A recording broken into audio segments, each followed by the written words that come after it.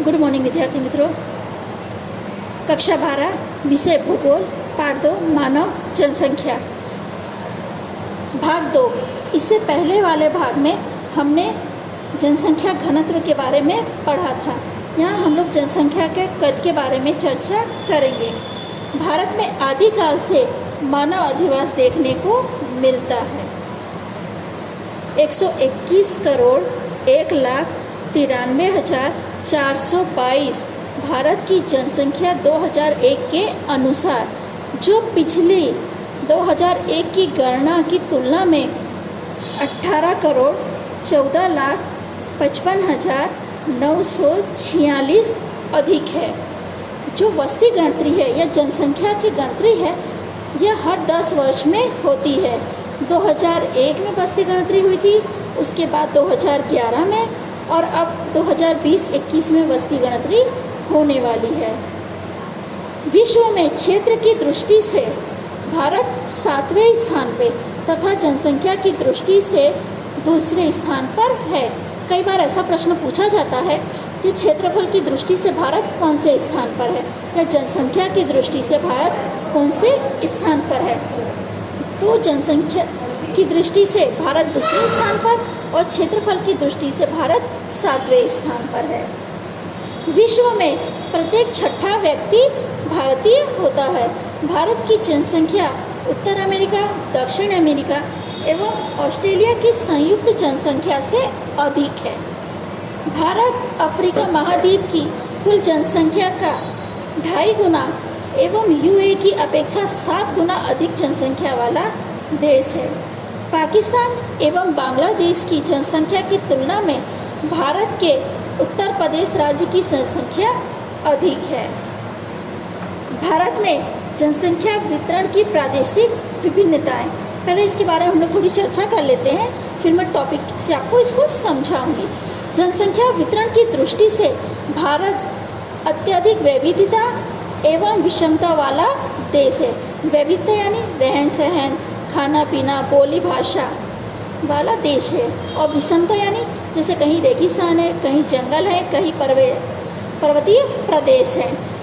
तो इसे हम कह सकते हैं भारत अत्यंत वैविध्यता एवं विषमता वाला देश है। यद्यपि देश में अधिक जनसंख्या वाले बड़े राज्य भी हैं, तो कहीं कम जनसंख्या वाले राज्य भी हैं। जनसंख्या का केंद्रीकरण होने में कुछ परिबल एवं परिस्थितियां असर करती हैं, जिनमें प्राकृतिक संसाधनों की प्राप्ति को अधिक महत्वपूर्ण माना जाता है, क्योंकि जहाँ प्राकृतिक संसाधन आसानी से मिलते हैं ना, वहाँ पर अधिक जनसंख्या निवास करती है। उत्तर प्रदेश, महाराष्ट्र, बिहार एवं पश्चिम बंगाल, इन चारों राज्यों में देश की कुल जनसंख्या का बहुत बड़ा हिस्सा निवास करता है। आगे हम टॉपिक से इसको समझेंगे। उत्तर प्रदेश एवं महाराष्ट्र, इन दोनों राज्यों की जनसंख्या को जोड़ दें तो भारत की लगभग चौथाई भाग की जनसंख्या होती है। दूसरा है क्षेत्रफल की दृष्टि से राजस्थान एवं मध्य प्रदेश 2 बड़े राज्य हैं, परंतु उनमें अनुक्रम से देश के 5.6% एवं 6% जनसंख्या निवास करती है।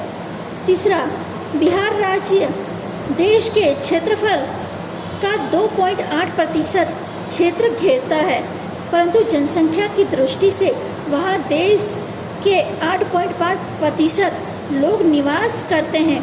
ऊपर हमने देखा था राजस्थान एवं मध्य प्रदेश क्षेत्रफल की दृष्टि से बड़ा है, पर वहाँ जनसंख्या कम है। पर बिहार में क्षेत्रफल कम है पर जनसंख्या अधिक है। जनसंख्या की दृष्टि से सबसे कम जनसंख्या वाला राज्य सिक्किम है।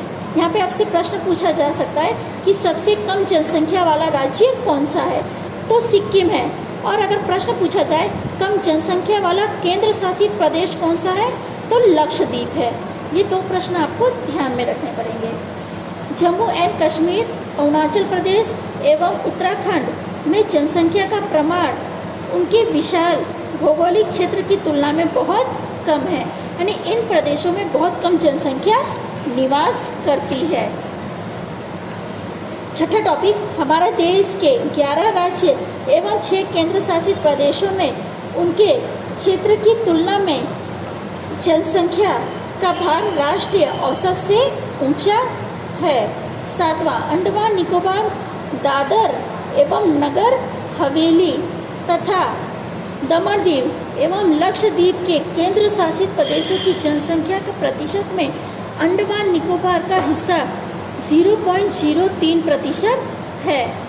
8वां, हमारे देश की जनसंख्या का औसत घनत्व 382 है, यानी पर घनत्व 382 लोग निवास करते हैं, परंतु अरुणाचल प्रदेश का घनत्व मात्र 17 है, यानी सबसे कम जनसंख्या घनत्व अरुणाचल प्रदेश में देखने मिलता है।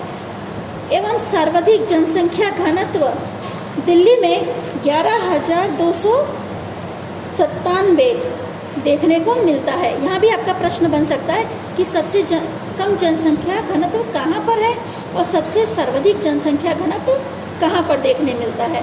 तो सबसे कम जनसंख्या घनत्व अरुणाचल प्रदेश में जो मात्र 17 है, और सबसे अधिक जनसंख्या घनत्व दिल्ली में जो 11,297 है। ये जो प्रश्न मैं आपको छोटे छोटे बता रही हूँ, इनको आप नोट कर लेना, क्योंकि कई बार शॉर्ट क्वेश्चन में ये प्रश्न पूछे जाते हैं। जनसंख्या घनत्व पर असर करने वाले परिबल। तो जनसंख्या घनत्व पर असर करने वाले परिबल 4 हैं। पहला भौगोलिक परिबल, दूसरा आर्थिक परिबल, तीसरा सामाजिक एवं धार्मिक परिबल, चौथा राजकीय परिबल। सबसे पहले हम देखेंगे जनसंख्या घनत्व पर असर करने वाले परिबल। मानव को अपने अस्तित्व को टिकाए रखने हेतु तथा जीवन को जीने के लिए अनुकूल स्थापित कर सके ऐसी परिस्थिति चाहिए, यानी हम ऐसी जगह पर ही अपने जीवन को टिका सकते हैं जहाँ पर हमारे लिए अनुकूलन हो। बहुत ज़्यादा गर्मी में भी नहीं हम जी सकते या बहुत ज़्यादा ठंडे प्रदेशों में भी जीवन संभव नहीं है। ऐसा नहीं कि वहाँ पर इंसान नहीं रहते हैं, पर बहुत कम जनसंख्या देखने मिलती है।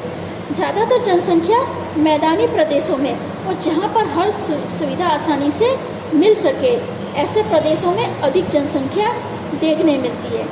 जबकि मानव प्रतिकूल परिस्थिति में ही वैज्ञानिक एवं तकनीकी की मदद से जीवन जी सकता है। जैसे कि मैंने आपको इससे पहले लेसन में बताया था कि जब बहुत ज़्यादा गर्मी होती है तो हम लोग एसी का उपयोग करते हैं, या बहुत ज़्यादा ठंडक होती है तब हम लोग हीटर का उपयोग करते हैं। यानी परिस्थिति के साथ अनुकूलन साधने की हम हमेशा कोशिश करते हैं। उसका वास्तविक अत्यंत सीमित मात्रा में ही होता है, यानी निश्चित विस्तार में ही आप उसको सीमित मात्रा में इसका उपयोग कर सकते हैं।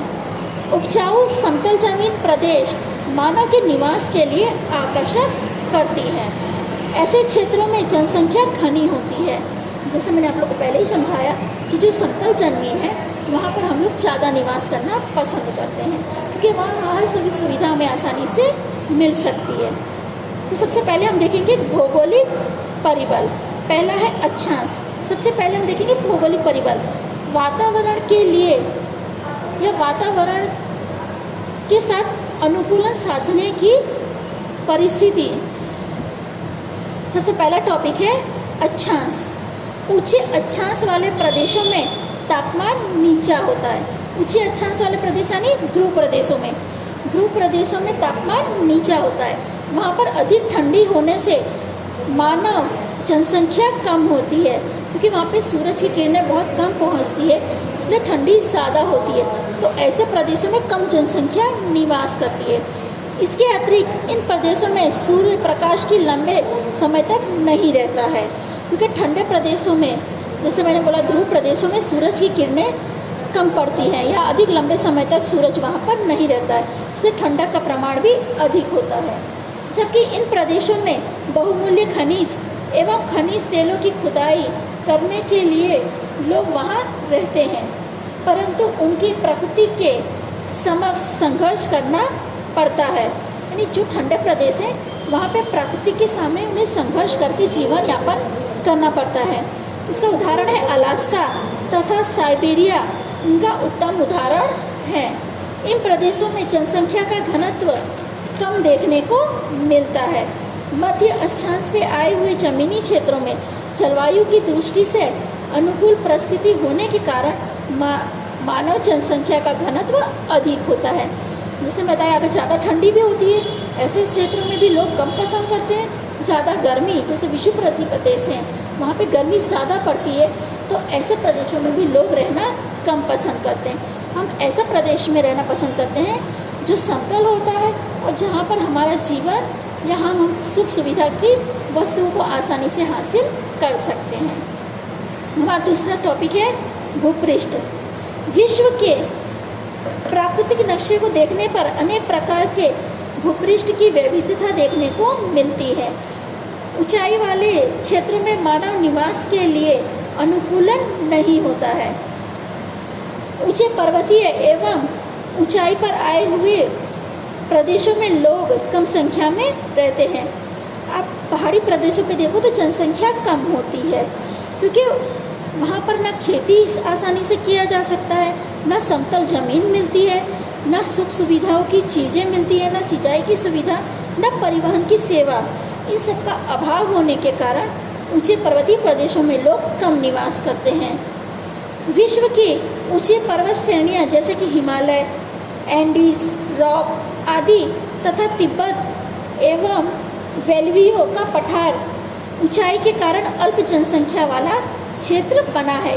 यानी ऐसा मैं नहीं कहना चाहती कि वहाँ पर लोग नहीं रहते, लोग वहाँ पर रहते हैं, पर बहुत कम जनसंख्या में, क्योंकि इन प्रदेशों में आयुर्वेदिक वनस्पतियाँ, कीमती लकड़ियाँ और जंगल का प्रमाण अधिक होता है, जिससे उन्हें आर्थिक प्रवृत्ति करने में सुविधा मिलती है।